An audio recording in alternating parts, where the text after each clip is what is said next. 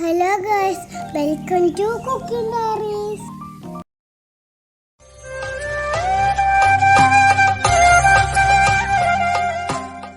Hi all, welcome back. പുതിയൊരു വീഡിയോയിലേക്ക് എല്ലാവർക്കും സ്വാഗതം.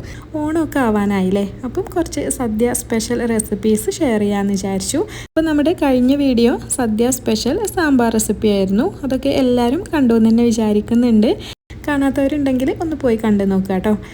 അപ്പോൾ ഇന്ന് ഞാൻ വീണ്ടും വന്നിട്ടുള്ളത് ഒരു സദ്യ സ്പെഷ്യൽ റെസിപ്പി ആയിട്ട് തന്നെയാണ് കേട്ടോ. അപ്പം ഇന്നത്തെ നമ്മുടെ റെസിപ്പി ബീട്രൂട്ട് കിച്ചടിയാണ്. അപ്പോൾ ഇതിൻ്റെ ഡീറ്റെയിൽസ് ഒന്നും മിസ്സാവാണ്ടിരിക്കാനായിട്ട് എല്ലാവരും വീഡിയോ സ്കിപ്പ് ചെയ്യാണ്ട് ഫുള്ളായിട്ട് തന്നെ കണ്ടു നോക്കുക. കണ്ടുകൊണ്ടിരിക്കുമ്പോൾ വീഡിയോ ഇഷ്ടപ്പെടുന്നുണ്ടെങ്കിൽ ലൈക്ക് ചെയ്യുക. പിന്നെ ഫ്രണ്ട്സിനും ഫാമിലിക്കൊക്കെ നമ്മുടെ ഈ ഒരു വീഡിയോ ഷെയർ ചെയ്ത് കൊടുക്കുക. പിന്നെ എപ്പോഴും പറയുന്ന പോലെ തന്നെ നിങ്ങൾ ആദ്യമായിട്ടാണ് നമ്മുടെ ഈ ഒരു ചാനൽ കാണുന്നതെന്നുണ്ടെങ്കിൽ, അല്ലെങ്കിൽ ഇതുവരെ സബ്സ്ക്രൈബ് ചെയ്യാത്തവരാണെങ്കിൽ ഒന്ന് സബ്സ്ക്രൈബും കൂടെ ചെയ്ത് സപ്പോർട്ട് ചെയ്യുക കേട്ടോ. ബീട്രൂട്ട് കിച്ചടി ഉണ്ടാക്കിയെടുക്കാൻ വേണ്ടിയിട്ട് ഞാനിവിടെ 2 ബീട്രൂട്ടാണ് എടുത്തിട്ടുള്ളത്. അപ്പോൾ നമുക്ക് ആദ്യം തന്നെ ഇതിൻ്റെ പുറത്തെ തൊലിയൊക്കെ കളഞ്ഞിട്ട് ഒന്ന് കഴുകി വൃത്തിയാക്കി എടുക്കാം. ഇതേപോലെ കഴുകി വൃത്തിയാക്കിയെടുത്ത ബീട്രൂട്ട് നമുക്കൊന്ന് ഗ്രേറ്റ് ചെയ്തെടുക്കണം. ഗ്രേറ്ററിൻ്റെ ഏറ്റവും ചെറിയ ഹോൾസുള്ള ആ ഒരു സൈഡ് വെച്ചിട്ട് വേണം കേട്ടോ ബീട്രൂട്ട് ഗ്രേറ്റ് ചെയ്തെടുക്കാൻ. ഈ ഒരു സൈഡ് വെച്ചിട്ട് ഗ്രേറ്റ് ചെയ്തെടുക്കുമ്പോഴാണ് നമുക്ക് നന്നായിട്ട് ചെറുതായി കിട്ടുക.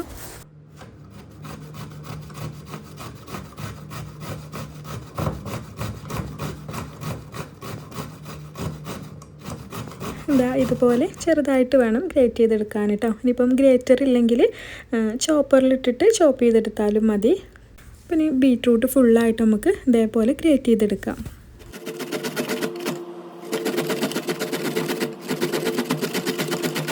ബീട്രൂട്ട് ഫുള്ളായിട്ട് ഇതേപോലെ ഗ്രേറ്റ് ചെയ്തെടുത്താൽ പിന്നെ നമുക്ക് ബീട്രൂട്ട് കിച്ചടി റെഡിയാക്കി തുടങ്ങാം. അപ്പം മൺചട്ടിയിലാണ് കേട്ടോ ഉണ്ടാക്കുന്നത്. അപ്പോൾ ഞാനൊരു മൺചട്ടി സ്റ്റൗവിൽ വെച്ചിട്ടുണ്ട്. ഇനിയിപ്പം ഗ്രേറ്റ് ചെയ്തെടുത്തിട്ടുള്ള ബീട്രൂട്ട് ആ മൺചട്ടിയിലേക്ക് ചേർത്ത് കൊടുക്കാം. പിന്നെ ഇതിലേക്ക് പാകത്തിനുള്ള ഉപ്പും കൂടെ ചേർത്ത് കൊടുക്കണം.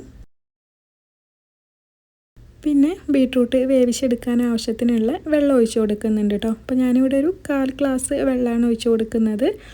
ഇനിയിപ്പോൾ ഇതെല്ലാം കൂടെ നന്നായിട്ടൊന്ന് മിക്സ് ചെയ്തെടുക്കാം. പിന്നെ അടച്ച് വെച്ചിട്ട് വേവിച്ചെടുക്കാം.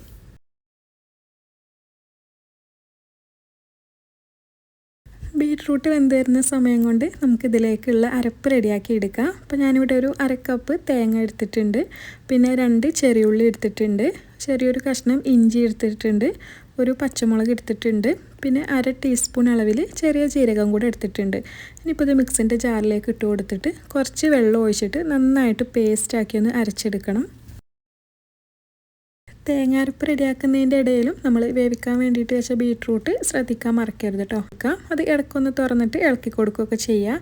മൺചട്ടിയിലായതുകൊണ്ട് തന്നെ അടിയിൽ പിടിക്കാനുള്ള ചാൻസ് വളരെ കൂടുതലാണ്. തേങ്ങ ഇതേപോലെ നന്നായിട്ട് പേസ്റ്റാക്കി അരച്ചെടുത്താൽ പിന്നെ നമുക്കിതിലേക്കൊരു 1/2 ടീസ്പൂൺ അളവിൽ കടുക് ചേർത്ത് കൊടുക്കാം കേട്ടോ. അപ്പം കടുക് നന്നായിട്ട് അരയേണ്ട ആവശ്യമില്ല. അതുകൊണ്ടാണ് തേങ്ങ നമ്മൾ ആദ്യം അരച്ചെടുത്തിട്ട് പിന്നെ കടുക് ചേർത്ത് കൊടുക്കുന്നത്. കടുക് ജസ്റ്റ് ഒന്ന് ക്രഷ് ചെയ്തെടുത്താൽ മതി. കടുക് ഇത്രയും അരഞ്ഞാൽ മതി കേട്ടോ.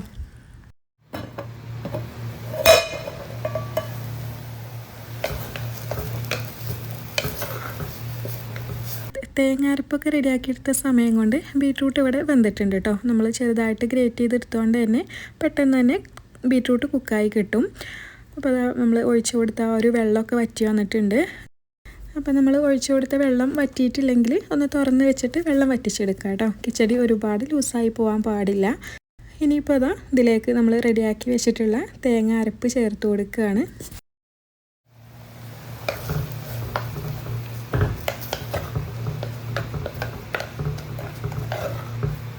തേങ്ങാരപ്പ് ചേർത്ത് കൊടുത്താൽ പിന്നെ നന്നായിട്ടൊന്ന് മിക്സ് ചെയ്തെടുത്തിട്ട് 1-2 മിനിറ്റ് ഒന്ന് ചൂടാക്കി എടുക്കാം കേട്ടോ. തേങ്ങൻ്റെ ഒരു പച്ച ടേസ്റ്റൊക്കെ ഒന്ന് മാറി വരുന്നവരെ ഒന്ന് ചൂടാക്കി 2-3 മിനിറ്റ് ഒന്ന് ചൂടാക്കി എടുക്കുക. ഇപ്പോൾ തേങ്ങയും ബീട്രൂട്ടും ഒക്കെ നന്നായിട്ട് കുക്കായി വന്നിട്ടുണ്ട്. ഇനിയിപ്പം ഇത് ഫ്ലെയിം ഓഫാക്കിയിട്ട് ഇതവിടെ മാറ്റി വെക്കാം. പിന്നെ നമുക്കിതിലേക്ക് ചേർത്ത് കൊടുക്കാനുള്ളത് തൈരാണ്. അപ്പം നല്ല കട്ട തൈര് വേണം ചേർത്ത് കൊടുക്കാൻ കേട്ടോ. ഞാനിവിടെ ഒരു ഗ്ലാസ് തൈര് എടുത്തിട്ട് നന്നായിട്ട് കട്ടയൊന്നും ഇല്ലാണ്ടൊന്ന് ഉടച്ചെടുക്കുന്നുണ്ട്. അപ്പം നന്നായിട്ട് ഇതേപോലെ ഉടച്ചെടുത്തിട്ടാണ് നമ്മൾ ബീട്രൂട്ടിലേക്ക് ചേർത്ത് കൊടുക്കേണ്ടത്.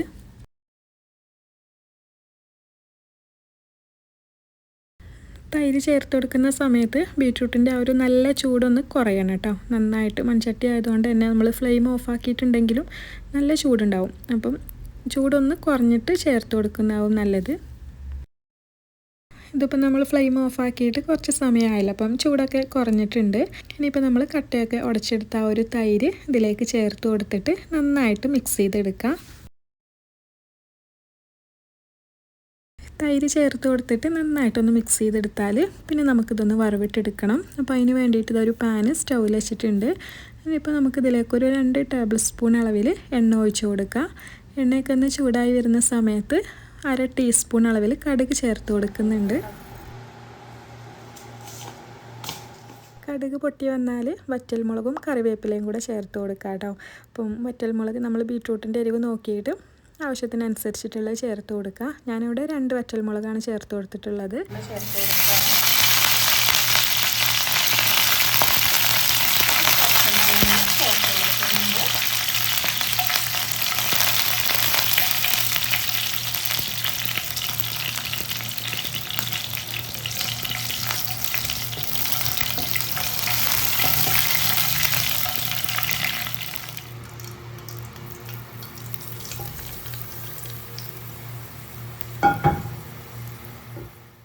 അങ്ങനെ ഇതാ നമ്മുടെ സദ്യ സ്പെഷ്യൽ ബീട്രൂട്ട് കിച്ചടി ഇവിടെ റെഡി ആയിട്ടുണ്ട്.